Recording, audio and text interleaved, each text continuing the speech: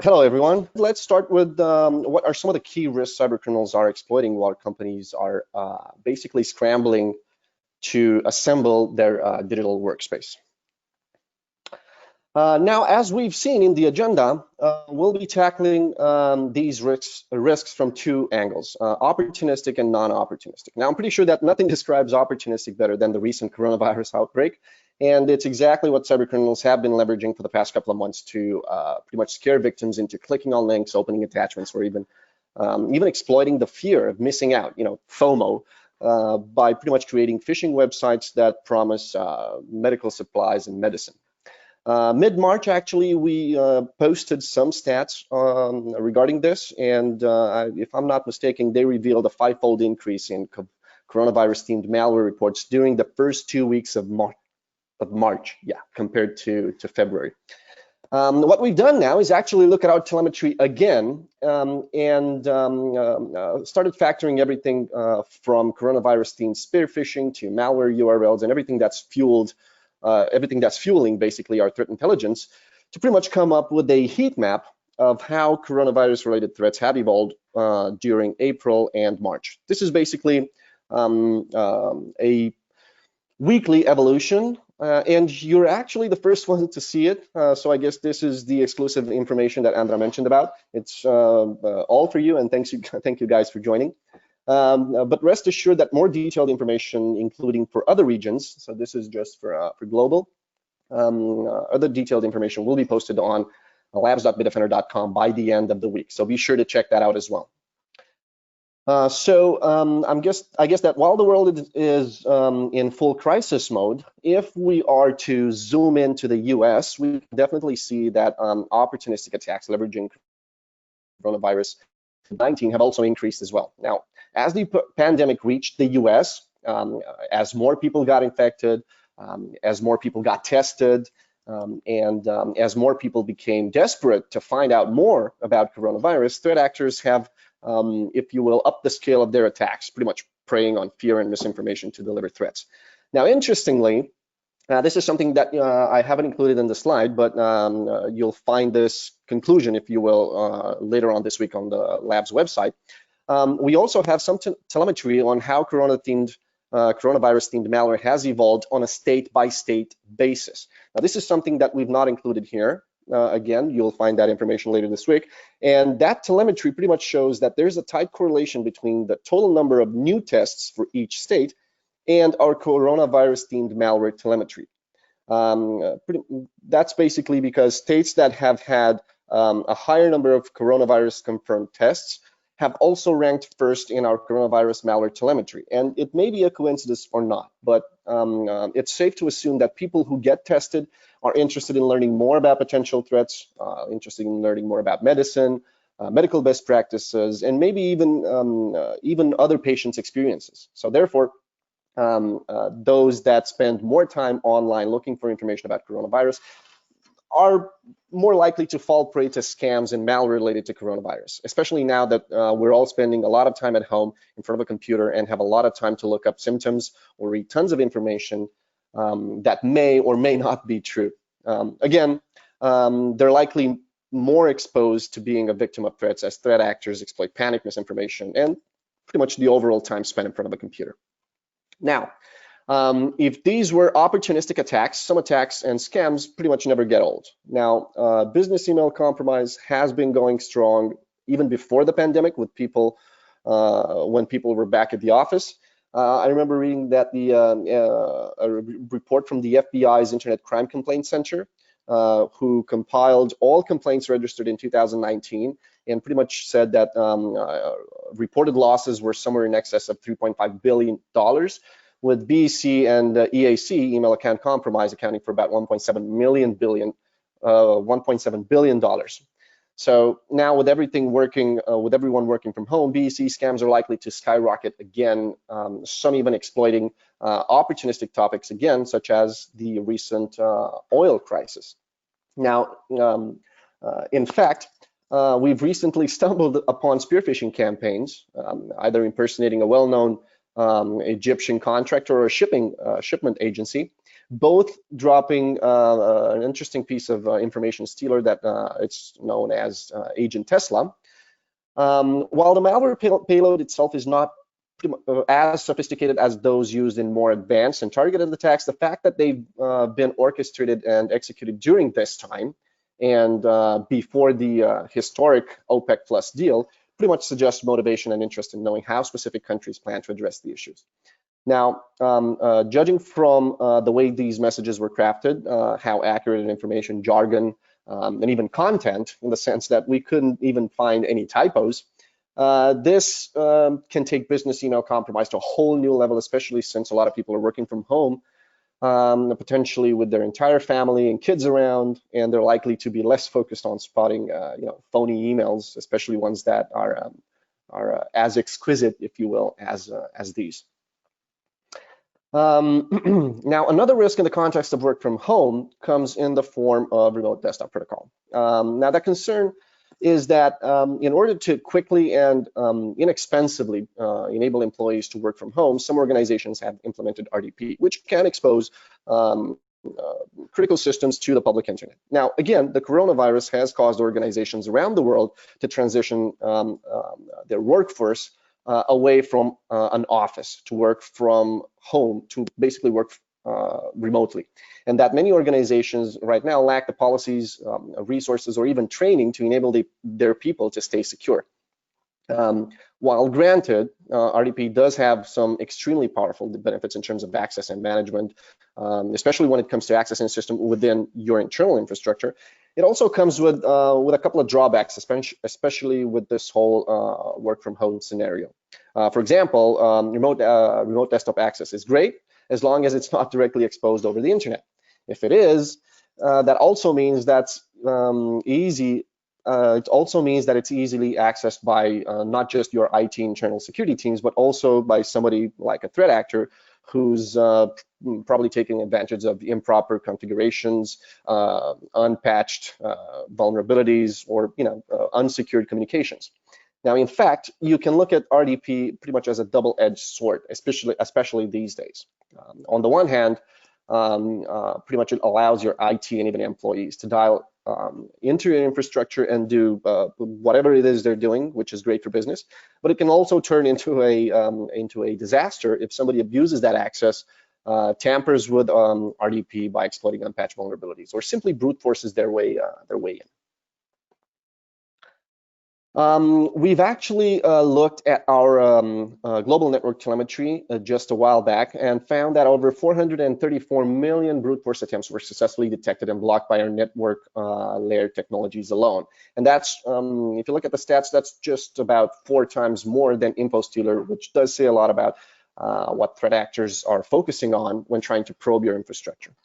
Granted, this is the ugly part, if you will, of exposing RDP services. And if you thought it was bad before working from home, actually the SANS Institute has identified a 30% increase in attacker interest in remote desktop protocol servers during the month of March 2020. Now, this increase basically coincides with a significant increase in exposed RDP servers.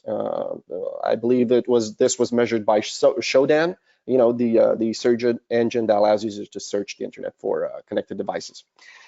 Now the findings for March are a little bit concerning, as they also coincide with the massive surge in companies worldwide that need to close offices and quickly stand up remote workforce to comply with social distancing restrictions due to the rapid spread of COVID-19. Now, while RDP is great, it does not come without strings attached. And by that, I mean that it can definitely be abused to exfiltrate data through network shares. Vulnerabilities can be exploited to deliver threats. It can also be brute force to allow remote access, and sometimes there are more patches to be installed than you can keep up with. We actually have a saying around the office: RDP is good, but a vulnerability in RDP is king. These are just a couple of examples. So you're looking basically at a couple of examples of Bitdefender research that you're more than welcome to dive through if you want to learn more about RDP abuse and how vulnerabilities can be used to compromise your infrastructure. All this information is either available on the lab's website or Business Insights website. So feel free to go through those as well. Now, we haven't forgotten about the fourth risk, which is ransomware. Now, talking about it makes me feel like a song stuck on repeat, especially since we've been covering it for a very long time. GanCrab was probably the most notorious piece of ransomware during 2018 and 2019, and now we have something that we can confidently call ransomware 2.0, which is pretty much embodied in the form of Maze ransomware. And as if ransomware wasn't bad enough, we now have ransomware with extortion. Basically, what these guys do is that before they encrypt the data, they try to siphon some of it, and if you don't pay for the encryption, they'll threaten to publish what they've stolen. Now, sometimes the fine for having a data breach that resulted in leaked data can be a lot higher than the ransom note itself, which is what these bad guys are preying on. Now, of course, just like traditional ransomware, traditional, if you will, in the sense, what we've been used to so far, this extortion scheme is also based on trust and reputation. Basically, if you pay the extortion and they don't publish the data, then they're good for their word, and every other victim will start falling in line. Now, just as a reminder for everybody listening now, we do not encourage you to pay, nor does any law enforcement agency, which is why we're trying to stay up to date with the latest developments in ransomware, including Maze, so that we can, pretty much keep all our customers safe. There have been a ton of incidents in the media regarding Maze ransomware. I'm sure you've all heard about the recent Cognizant incident. And if you're looking to find out more about the inner workings of Maze, I think you're more than welcome to check out our reverse engineering white paper that's published on labs.bitdefender.com. So again, feel free to dive into that. It's a bit more technical than the average user is accustomed to, but if you're a security researcher, that will definitely shed some light into how Maze operates. Also, let's not forget that in the context of work from home, ransomware can also be more devastating than before. Now, for example, if you had your endpoint compromised while at the office, it was until now it was simply a matter of closing the lid on your laptop and then taking it to your IT team and pretty much restoring it from a backup. Now, I wonder how many, in the context that everybody working from home, I wonder how many of you have tested the capabilities of your IT team in terms of restoring a compromised endpoint that's been, pretty much infected or tampered with by some sort of a threat. Now, my guess is that nobody hasn't tested their IT team to see if they can perform such a thing, restore a laptop or an endpoint remotely in case it has been compromised. And this is just one example of how ransomware can be a real nuisance, especially in a work from home context.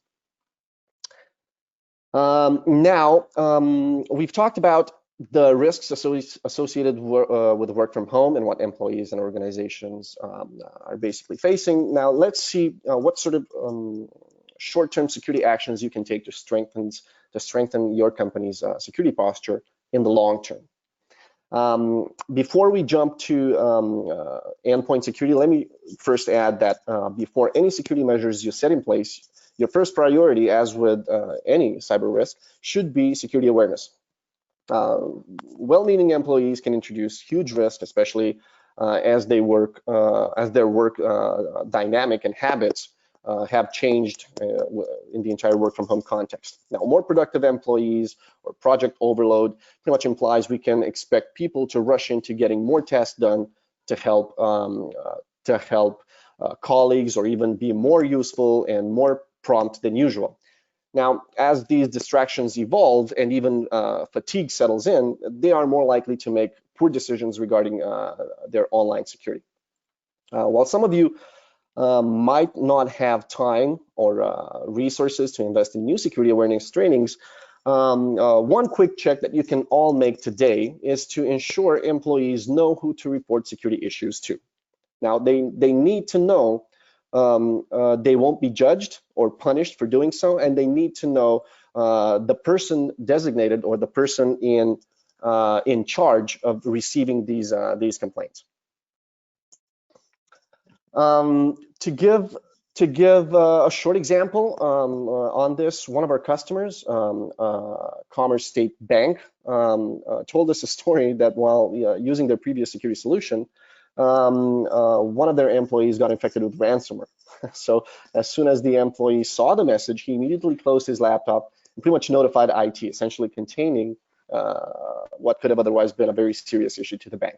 Now, of course, they realized their endpoint security was ineffective at the time, and they immediately, looked to also switch vendors, therefore becoming our customers. But the whole point is that properly treating employees to spot these types of attacks, having a designated person that is recognized as a main point of contact for employees to report such security events, and having procedures in place in terms of knowing how to deal with potential infection, potential data breaches, can make the world of difference between having a simple infection that you can contain it and having no losses, no damage, or having it escalate to a full-blown data breach.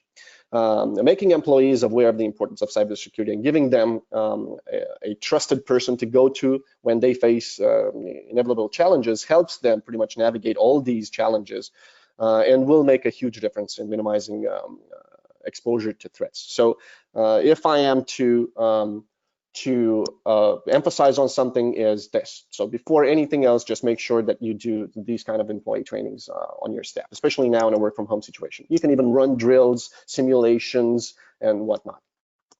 Now, having that said, many endpoint security solutions on the market already pack useful technologies that can help in key long-term work from home scenarios. As you and your employees may transition to work from home, you will essentially be exposed to unsecure networks, not only from home, but also from coffee places or open Wi-Fi's around the city and whatnot. Now, while VPN remains of vital importance, here are some additional endpoint security technologies that can really make the difference as your employees become more exposed to cyber risks. Even for the most security savvy of us, the risk of accessing dangerous websites still remains active, which is why you should consider content filtering technologies, which are extremely important.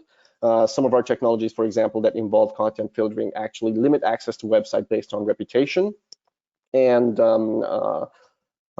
also employ multiple machine learning algorithms that can scan the contents of a page. Pretty much, if it's a new phishing, fraudulent web page that hasn't been reported by anyone else or hasn't been seen in the wild. Now, these algorithms can mostly ascertain with a pretty decent accuracy, I would say over 99%, whether or not the contents of that page is fraudulent, phishing, malicious in any way. So pretty much limiting access to the employee, even if it's something really unique that hasn't been spotted in the wild up until now.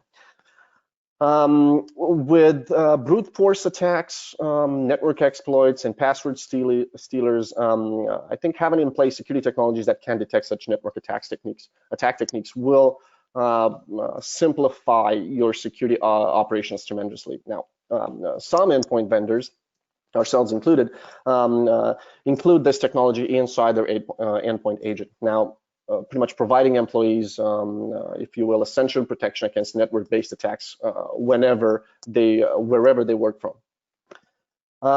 As we can expect employees to work outside their homes, having a full disk encryption technology becomes critical, not only to help you comply with data regulations, but also to prevent the loss of sensitive information in case the device is lost or stolen. Now, we're not going to be stuck in our homes indefinitely. So at some point, some companies might decide to implement a more laxed procedure in terms of remote working. So that means every device that reaches the hands of an employee could be potentially lost, stolen, and the information that's stored on that device may end up in somebody else's hands.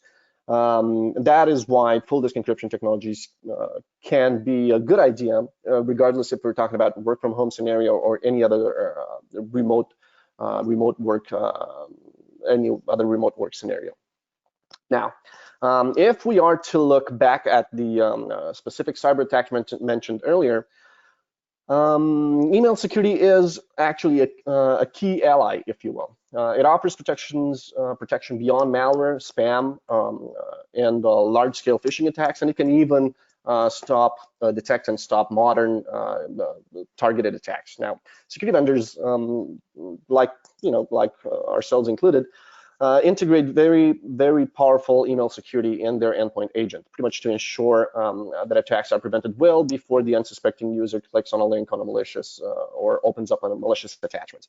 For example, if you have, in some cases, files are scanned before they reach the employee's inbox, or they're scanned as soon as the employee tries to execute an attachment, and it tries to ascertain whether or not that attachment is infected or not before it displays it on screen, and so on and so on. Now, another prevention and hardening technology is also essential in catching RDP attacks. Now, risk analytics will not only help admins properly configure endpoints against this type of against this attack vector, it'll actually protect Windows systems from being compromised by scanning for application vulnerabilities, and if I'm not mistaken, over 200 potential misconfigurations, which pretty much offers, and it also has the ability to offer remediations that will help fix potential security risks.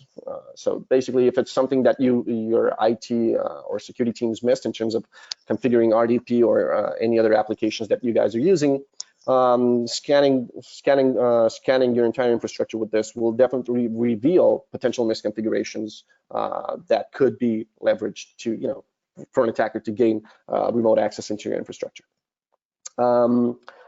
With ransomware continuing to be a pain in the neck for IT and security teams, you need to deploy endpoint security solutions that have detection technologies that constantly monitor how applications behave and block them if they behave maliciously, especially if these technologies can monitor these applications throughout their execution lifetime.